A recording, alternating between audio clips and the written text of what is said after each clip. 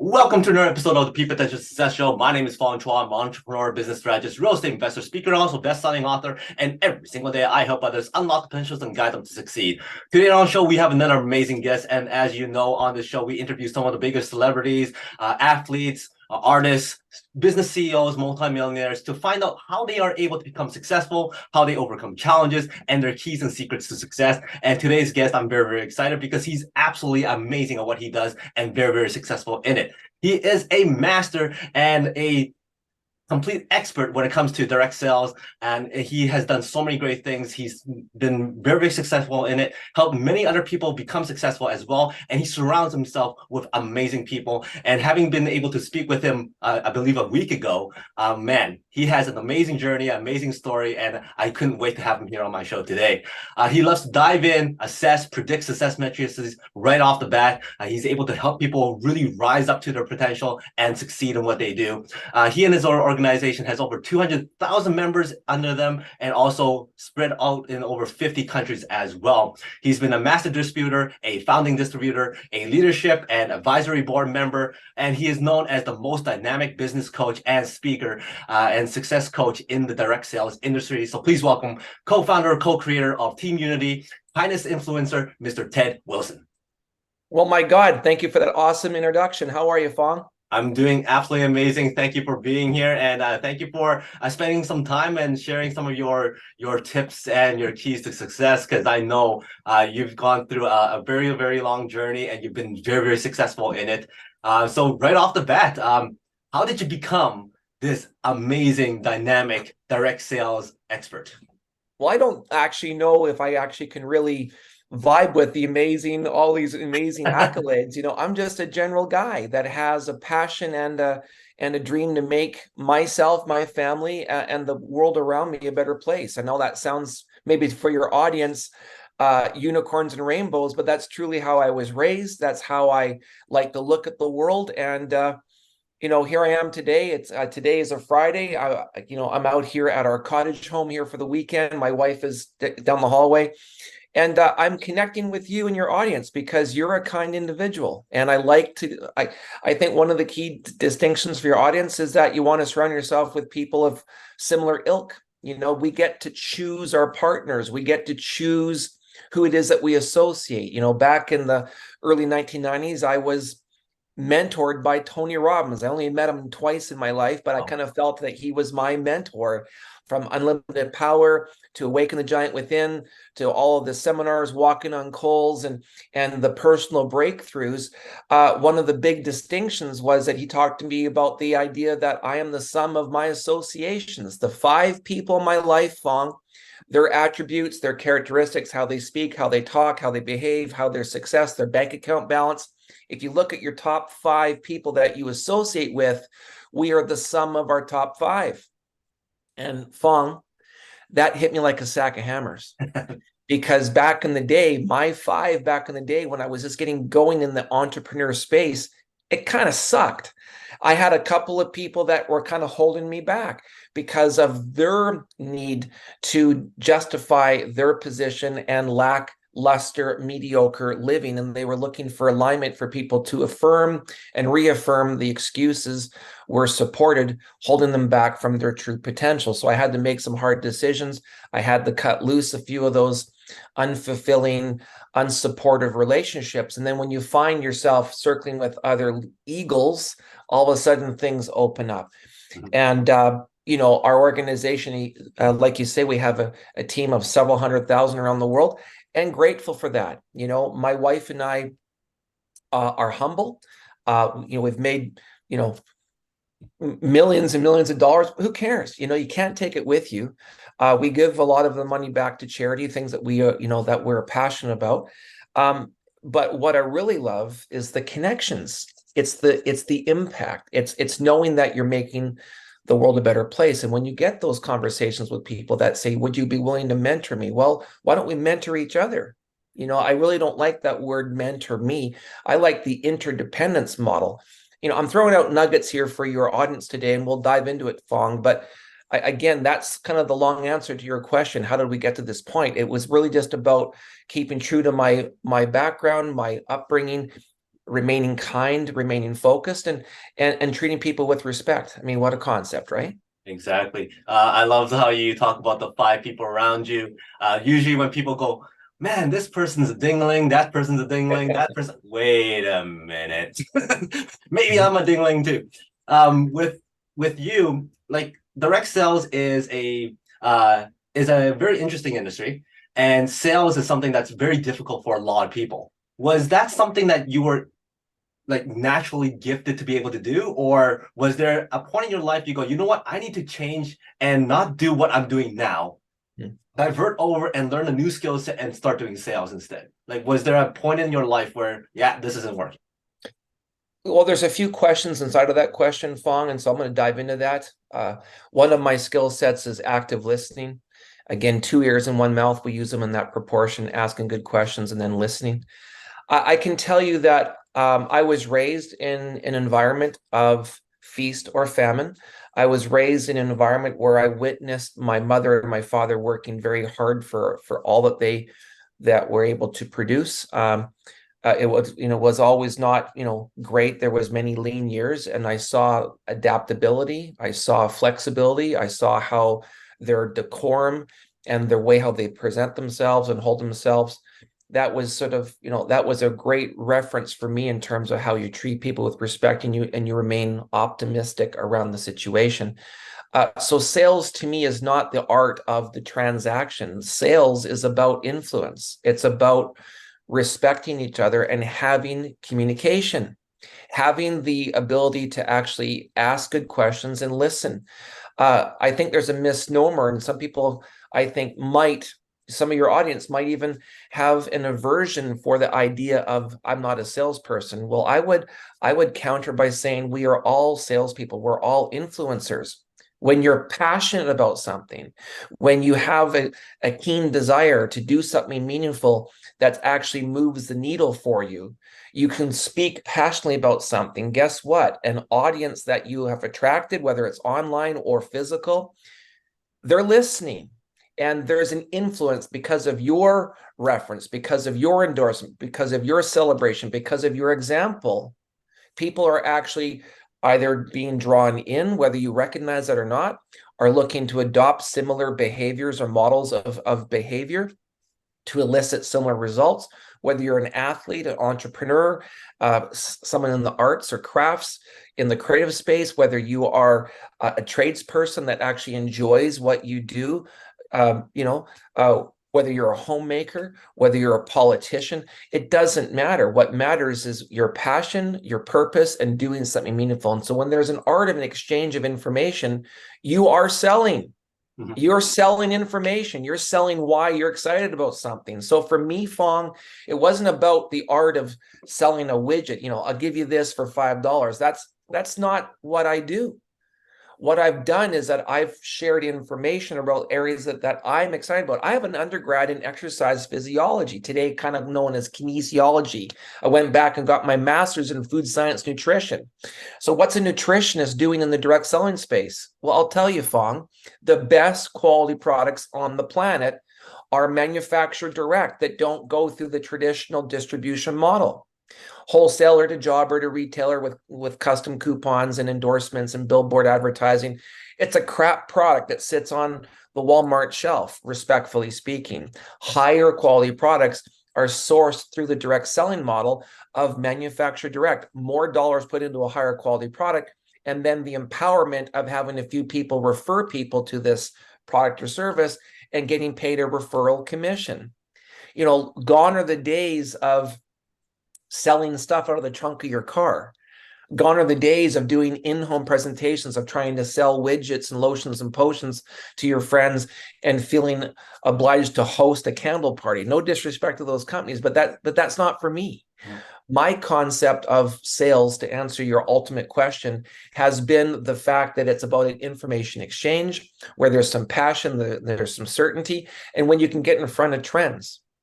When you can get in front of the movement of society, awareness and areas of need, and providing a solution to areas of need, that's where wealth, that's where impact is created. And I have been astute enough as a student of industry of people like you. When I was your age, I was really dialed in, even younger. I was really dialed into what makes people successful. I want to be successful, not just monetarily, but time freedom, having leverage working for me. Maybe I'll end this one question with this statement. I was taught when I was 21 years young. I was shown by one of my university professors who saw my gregarious personality, my love for people. He invited me to come over to his home back in 1989, to his home one evening where he and his wife were doing an in-home presentation on a new device that was just hitting the market. Back in 1989, there was a lot of concern around the water supply, over chlorination of city water systems and waterworks, and the fact that, drinkable, potable water was kind of gross. And so he introduced to me that night the concept of a water filter, how you could attach this little appliance to the nozzle, to the faucet of your kitchen sink, and turn on this diverter valve, and all of a sudden you would divert the water through this amazing water filter, and out comes this crystal clear, incredibly high quality, clear water. This is before the fascination with bottled water. And I saw it, but he said something to me that was interesting that night, Fong. And for your audience, I'll remind your audience. He said to me, Ted, if you want to create a life of impact, if you want to create a life worth living and having no limits to what you're looking for, whether it's time, money, or health, you have to figure out a way to build leverage. He said to me that J. Paul Getty, one of the richest billionaires of the Industrial Revolution, he had a famous quote that he basically attributes to why he was successful becoming a billionaire back in the Industrial Revolution. He said, and I quote, "I would rather have 1% of the efforts of 100 people versus 100% of my own efforts." Fong, that night, October of 89, changed my life, because my 4-year education, post-secondary education, they never taught me the concept of leverage. Leverage. So for me, that was a resounding aha moment. Makes sense. I don't want to trade time for money, because with cost of living adjustments and inflation and things of that nature, I mean, look today, with inflation going 8, 9, 10% inflationary rates, close to in some countries in the world, has your salary gone up 8, 9, or 10%? Probably not, which means that you're further behind the 8 ball. So all the more reason why your audience needs to learn how to build leverage. And that's what I do. I'm a leveraged professional. I teach people how to create leveraged income working from home with product or services that resonate with them, getting in front of trends, sharing information, and in exchange, which leads to a successful commercial model. Am I a salesman? No. I'm a solutions-oriented leader that talks passionately about areas that I'm passionate about. That's it.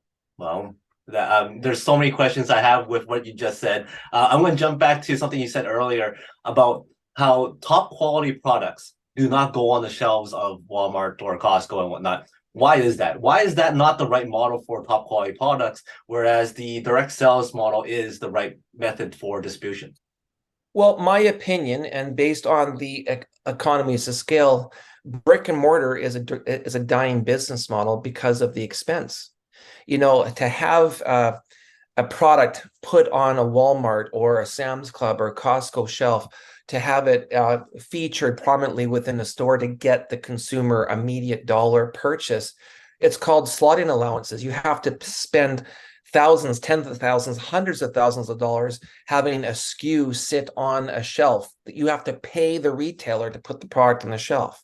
Then on top of that, Fong, you have to also pay a wholesaler to actually rep your product. You then have to then sell to the distributor, who will then also have a piece of the proverbial pie to actually do their job to get it into the retail storefronts. You then have to also drive awareness to the product brand, i.e. advertising, i.e. endorsements, i.e. other additional costs that go into driving product awareness.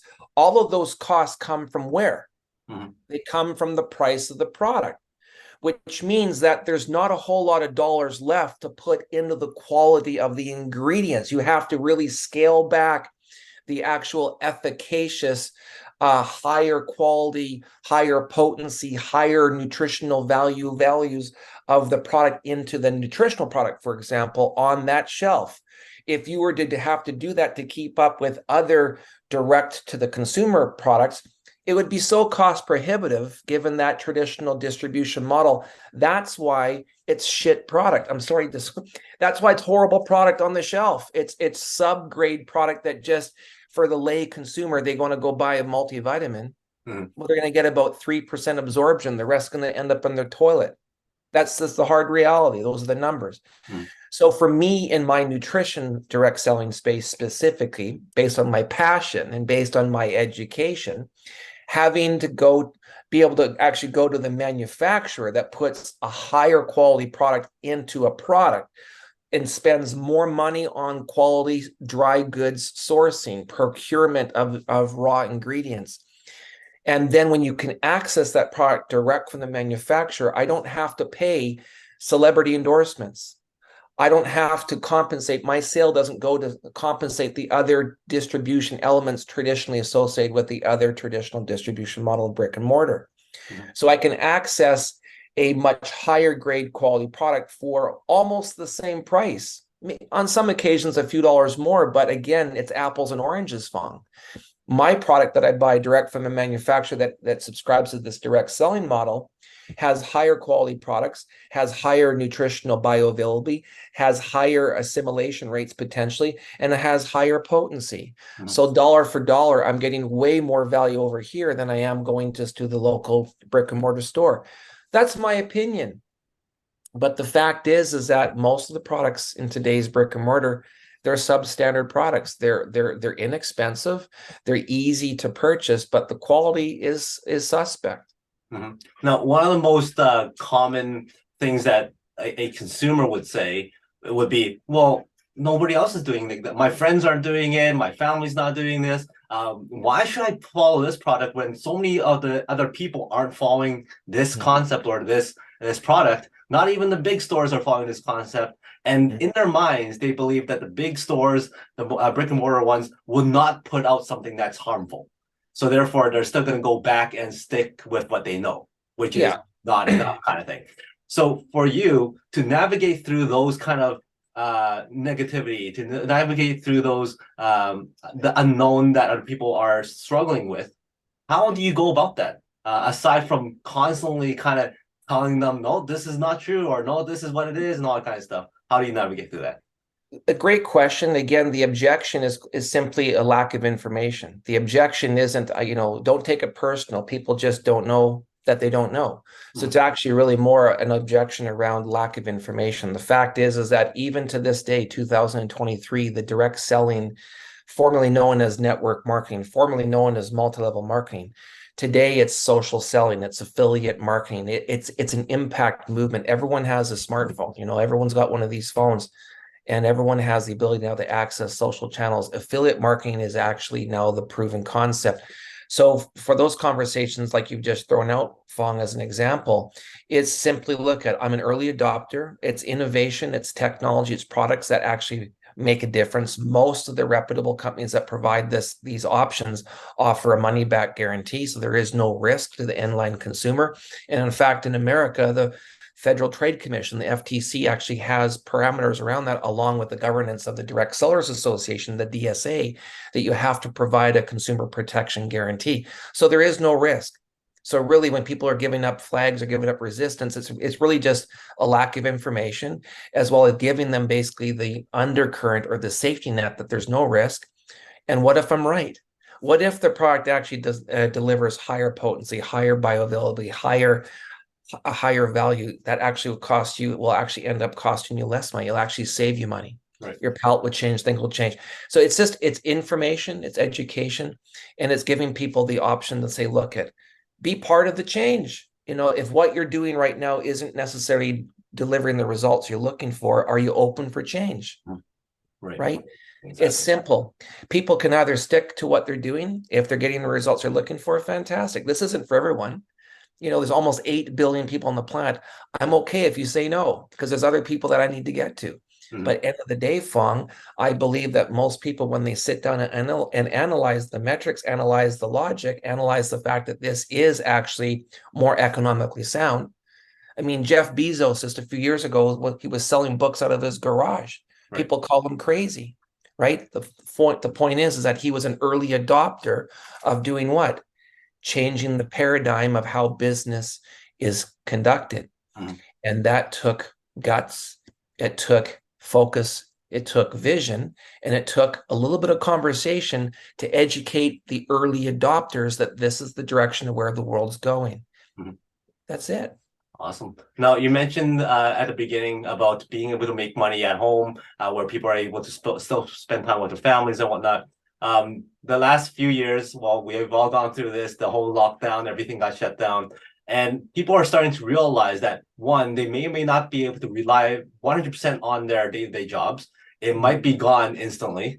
And they're thinking, hey, maybe I need to do something else. Maybe this isn't the right way to go. And direct sales is one of those solutions that are that's out there for people to choose. Have you found that direct sales people have gravitated more to direct sales because of the shutdowns? And then also, what is the biggest no-nos that people do when they jump into direct sales? Well, that's a great question. Two great questions. Well, number one, you're right. With the pandemic, with the forced quarantining, with the lockdowns, it really challenged a lot of linear income dependent families. People that are trading time for money in a workspace. How do you now work from home? You got toddlers trying to do Zooms, trying to do what you got to do, keeping your employer happy, still maintaining productivity. It was a crash course on what it would be like to maybe work from home.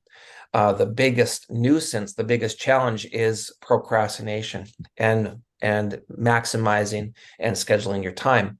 I would say that the pandemic certainly spiked the interest to the direct selling network marketing industry. Today, I like to call it the social selling or the affiliate marketing world today.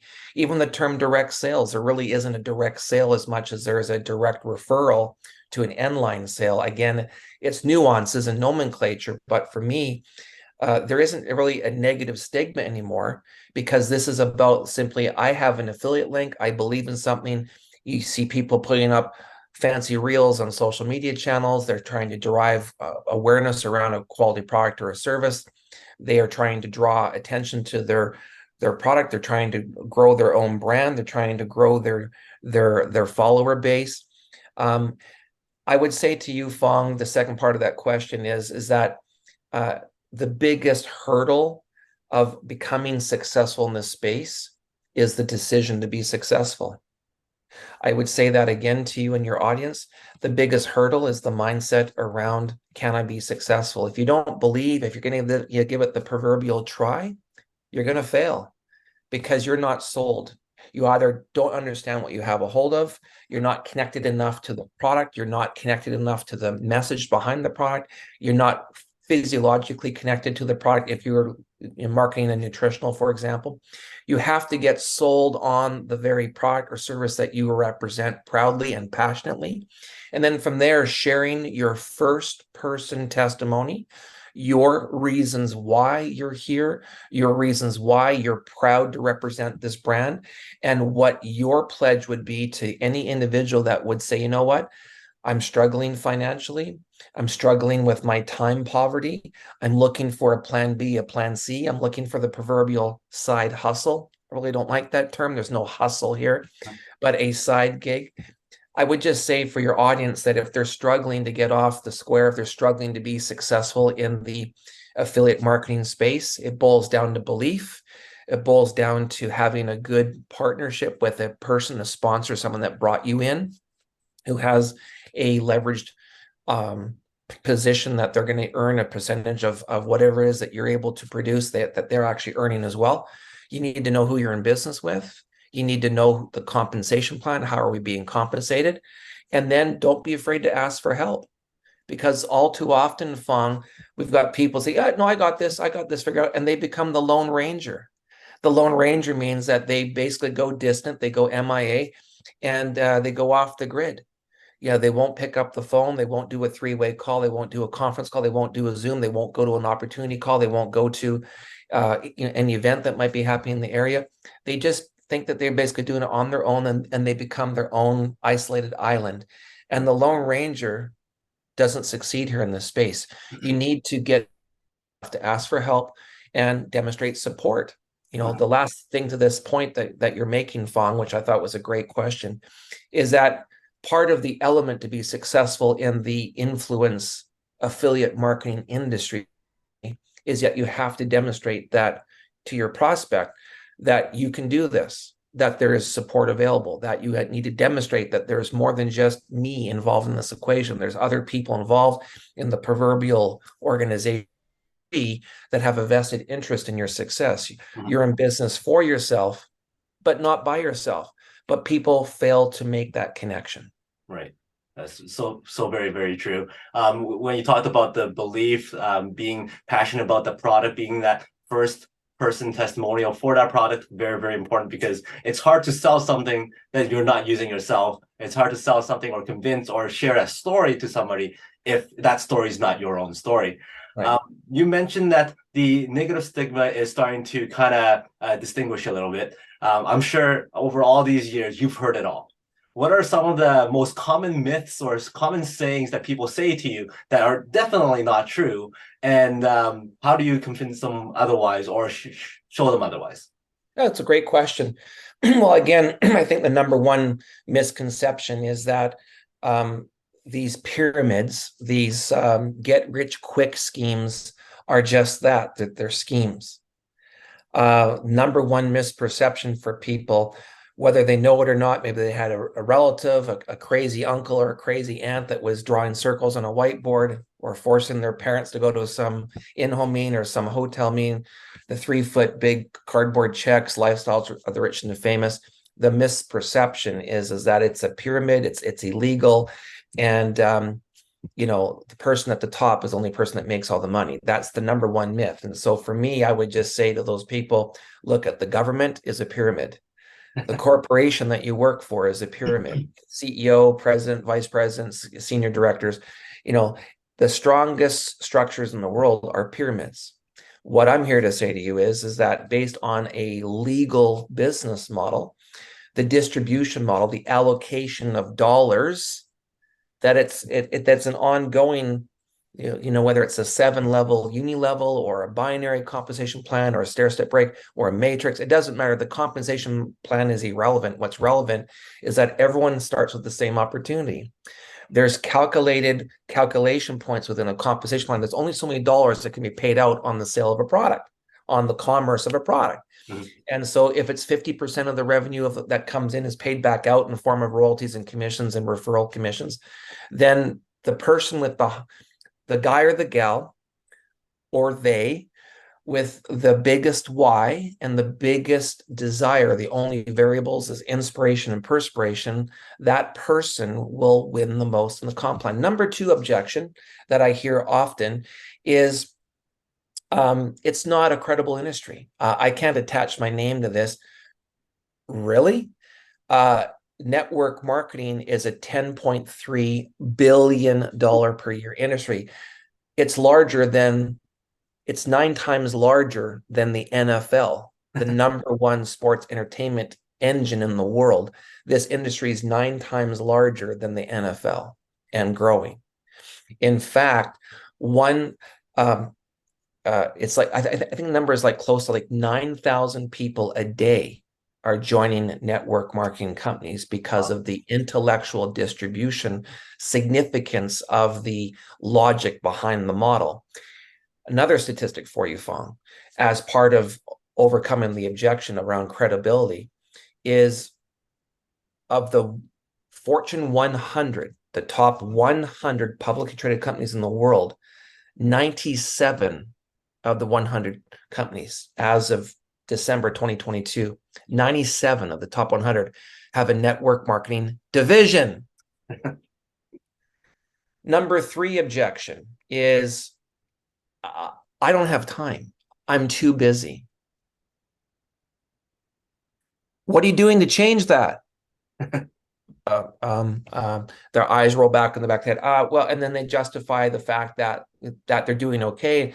So it's really not about time. It's about the choice of where you look to allocate your time. So time isn't the question. And of course, the other objection is that I can't afford it. Those things are too expensive. I don't want to have to buy monthly. I don't want to have to. Well, guess what? This is transfer by concept. You can now buy from your own store. This is about you basically now becoming the CEO of your own business, where you actually can earn money by purchasing products you're already trying to buy that are better quality, that are more higher, more efficacious, that are shipped right to your door, that have a 60-day money back guarantee. I mean, Amazon doesn't offer shipping and taxes refund. Costco doesn't offer these refunds, but my industry does. So again, Fong, not to be confrontational, but it's very interesting that over the 34-year history, I've seen the evolution. There is no real stigma left. The only thing that I kind of have a hate on for is the term MLM, multi-level marketing. That's wave two. That's Amway, that's Mary Kay, that's Fuller Brush, that's New Skin. That's Herbalife. That's a dinosaur old company. Now there's no those companies are still in business today, and God bless them. They're fantastic. But that's not for me. Multi-level marketing where I have to download product to other people that have to then sell product to other people. The Avon lady, door-to-door sales. I'm not a salesperson. We've talked about that earlier on this call. My point being, Fong, is this is called intellectual distribution. This industry's morphing the world. Everyone's got a cell phone. Everyone, if you go to all the major websites, they all have an affiliate link at the very bottom of their page. Why do you think that is, Fong? Because affiliate marketing is the future. And working from home and the realization, one of the benefits from the pandemic is that I kind of like being at home. I kind of like raising my kids and not daycare. I kind of like being home instead of having to be on the interstate in rush hour traffic with road rage.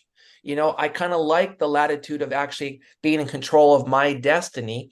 And if I could find a product or service that makes sense, that actually I can get in front of and get excited about, and it actually meets the needs of today's discerning consumer, and it actually creates solutions, well, I want to get out my 12-foot surfing board and I want to ride this economic tsunami. And I'm seeing more success today in 2023 than I did back in 1993, brother. Wow. I'm seeing more success today with people that are younger, that are sharper, that have command of social space, the concept of the influencer. And honestly, Gen X, Gen Y, people that are still have mortgages and desires for vacation and putting away money for a 401k or an RRSP. People today are more open to change and the latitude of a side hustle, a professional affiliate impact opportunity than at any time before in human history, in my opinion. So that's a pretty big, bold statement, Fong, but I couldn't be more excited about being one of the success examples. And there's thousands and thousands of Ted Wilsons who've made 10, 12, $15 million of this industry, full-time career income, because I figured out early that I didn't want to trade time for money. I wanted to build leverage. And look at me today. And it's not about me, but again, Fong, I couldn't be more excited. Awesome. Well, I can feel your excitement because the way you're talking about is very, very passionate. And there's a lot of great things on the go. Now, lots of people jump into this industry. They kind of have this dream because how it was presented to them. Very, very easy, not very time consuming. You just talk to a couple people and they talk and that whole thing, and they believe that that's really all they have to do. Now, all great things require hard work. And then also that concept might work for a period of time, and then you plateau. But you are somebody who's able to overcome that.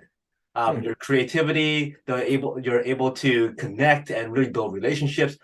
Is there a scenario or a case or an example that you have applied to your journey that really separated you from the status quo of direct sales? Hey, that's a fantastic question. Again, really, really appreciate you. You're really dialed in, and I want you to know that I really respect the depth of these questions. So the short answer is yes. Success leaves clues. That was a saying that my mother taught me when I was 14. She was my mentor. back in those formative years. And I can tell you that the number one thing that I was taught in 1993 after 4 years of failing, I pretty much did everything wrong as the proverbial salesperson trying to figure out how this whole industry works. My another mentor inside of this industry space, he said, "Look it, brother, it's not about you." I said, "Pardon?" He says, "The watch, the suit, the Mazda Miata, trying to chase the proverbial success of monetary success and the perception of success. You got it all wrong, man. It's not about you. It's got to be about the people you're talking to. Ask better questions, shut up and listen. 2 ears and one mouth. Hit me like a sack of hammers." The point is one of the big takeaways is that you have to portray it to become it. I really dislike the term fake it till you make it. No, it's portray it to become it, meaning that if you have a compensation plan, you have a certain, rank, a leadership rank within your comp plan that equals a certain amount. Most reputable companies have a income disclosure statement that tells you that this rank equals on average this amount of income, etc. So if you have a certain economic metric that you have to achieve to be able to actually stay working from home, working for yourself versus for someone else, then you need to identify what that metric is, what does that look like, and what's the path to get there. So you need to then figure out a plan, work with your team, and then build towards that metric. And so for me, portraying it to become it, answering your question specifically, it's not about rapid fire, verbal diarrhea, trying to pitch everyone and their mother. If you can fog a mirror, you qualify to be part of my team. No, it's actually the actual opposite, Fong. It's about being discerning. It's about the offer to offer people an opportunity to learn more about what it is you're doing, but also to see if there's a good fit. It's not about just the instant default that, hey, if you have a credit card, you can join my company. No, it's about, is there an alignment? Is there synergy here? Is there a mutual groundwork of similar ilk that you can get behind helping people? If it's in a nutrition space, are you health and wellness conscious, or are you still sucking on cancer sticks and struggling with your sugar addiction and other addictions? It's about trying to find people that are in alignment with what it is, the message is, what your culture, what your brand is all about, and being discerning enough to actually have questions around this business concept. Can you see yourself doing this? And then from there, all of my years, the magic number is 8 people, not 2. Just get 2 that get 2 that get 2. No, it's 8. Statistically speaking, Fong, you need to get good at being able to onboard 8 people that that you like, and you trust. These aren't just words. This is the truth. If you can get 8 people, when you get 8 people to come into the team, understand what it is that you're doing, what your leadership is, are you competent? Are you confident? I.e., portray it to become it. Do you feel it? Do you see it? Do you understand the path of where we're going? This is why we're doing this. When you get 8 people to come on board that buy into the concept of collaboration, working together, it's way easier to get to the top of the mountain together than it is alone. Remember my comment earlier about being the Lone Ranger. Right. And so I would say to you and your audience that this is it is called network marketing, not net lazy marketing. It's work. It takes time to put together. I mean, right here, I'm old school. I have a coal-bound book full of all of my comments of who I'm talking to, who's in my proverbial funnel. I don't use click funnels. I don't have a landing page. Okay, I'm 54. I'm old. Okay, get over it, folks. Your audience is kind of laughing right now, but you know what? This Cole book stays with me. I know who I'm talking to. I know where they're at in terms of their life. I know the wife or the husband's name. I know the kid's name. I know what's important to them. I know about their monetary situation because trust's been established. They've opened up to say that they're struggling financially. There's too much month left at the end of the money, and they're open to solutions of bringing in another income stream. How do I do it? So I'm onboarding people specifically. I'm not taking on projects. I'm taking on inspiration. Right. And as I bring on more people, Fong, I get further validation of what we're doing is right when I see them ascend through the leadership ranks of a compensation plan. And my wife and I are at the back of the room just seeing wave after wave after wave of people being celebrated at a regional event, a convention, a celebration event post-pandemic. You need to have personal exchange. You need to have the ability to physically give high fives and hugs. It's part of the human spirit. And that's what we're all about. It's not about trying to falsify or be braggadocious or have sensationalism on stage with some of these yahoos with these big checks. That's fleeting. But what really is the secret sauce or the undercurrent is the kindness, the love, the community, the sense of collaboration, and the sense of achievement. And that's what I've stood by my whole career. I am a kindness influencer, and now we're moving the needle in that direction in terms of getting back into what we were pre-pandemic, helping to snuff out the divisiveness, the divide, the anger, the frustration, building back fences, and loving thy neighbor. Yeah, for some of the audience, they might be thinking that this is unicorns and rainbows, but this is really where I'm working from at this stage of my life. And honestly, I'm having more success today than I did 20 years ago when I made my first $3, $4, or $5 million in this industry. This is way easier today. The audience is way more open than ever before, and we really are making a difference. Well, no, I know that another reason why you're so successful in what you do is you're able to foresee the next big thing. You're able to be ahead of the trend. You're able to pick out the products that you know is going to make a big difference. So what is out there right now that's going to literally change the world? Well, I wish I could take the credit for that, but I actually am a big believer, Fong, that we manifest what it is that we focus on. I really believe that with my wife's coaching, she's really proven to me that the more that we resign ourselves and declare or surrender, I should say, to the universe, and that we focus on positive things, that we attract the right people. Like, for example, I attracted you last week. I didn't know you a week ago, prior. So you're a good guy and you're in my life. And I'm grateful for that. So to answer your question, in my unique niche, it's fair to say, Fong, that the world is fractured. I'm not here to be political. I'm not here to sort of, have any controversy, but my opinion is that our society today is a fraction of what it was pre-pandemic. And as a result, the world's hurting. Mental health is a crisis. It's an epidemic. I believe that there's lots of trauma. There's lots of concern and worry. Hyperinflation is mounting controls for cost of living. It's really putting a magnifying glass on the importance of getting back to basics. And so for me, the number one growth metric inside of this space today is providing people's solutions around their actual happiness and their focus, whether it's cognition or nootropics. Specifically, the future frontier of health is the brain. If your mind is not right, your body will never be right. And so I think that there's a heightened awareness around cognition and nootropics.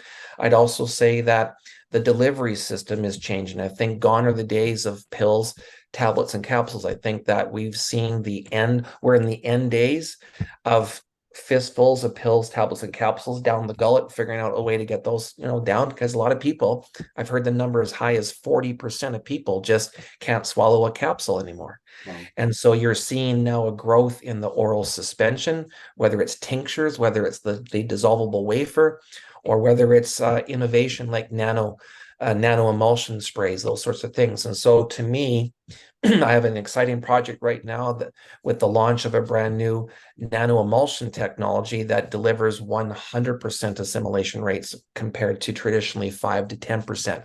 Pretty easy conversation to have with people that are health conscious. Hey, what's better for your body, 5% assimilation or 100% assimilation? It's a pretty easy answer, right? So that to me is kind of the space that I'm really dedicated to. And our family also has been affected by mental health. We've had, we had a breakdown with one of our kids and student athlete, straight A student, that sort of thing.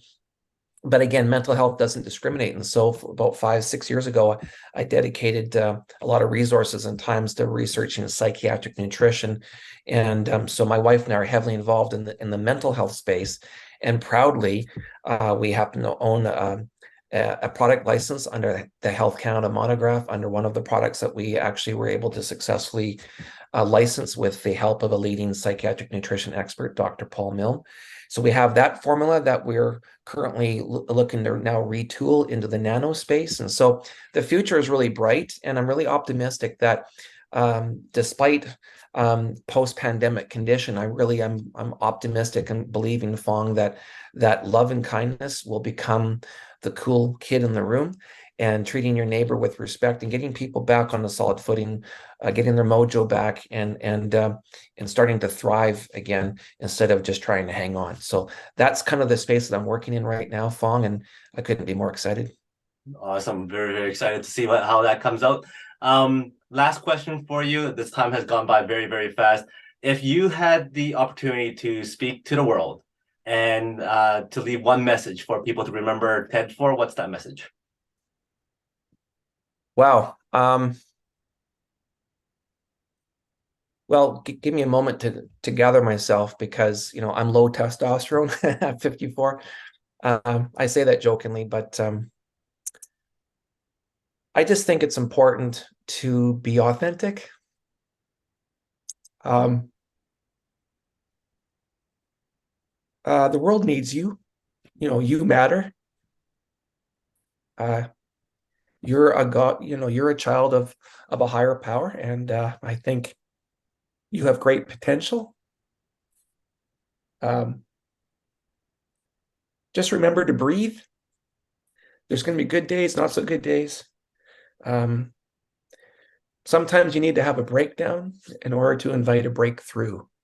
Wow. Find a good mentor. Find someone that you appreciate and respect. Put aside your differences. Life is too short.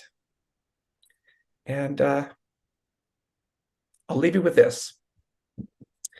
My mother had a saying, honey, there's no magic in small dreams.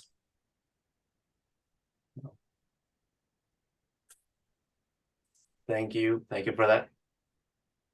Very, very touching. And we could tell very, very passionate about your message, and everything that you said right there is very, very important for people to live by. So thank you very much for that. If anybody wants to reach out to you, anybody wants to connect with you, learn from you, get to know more about what you do, the next big things that's coming up, what's the best way?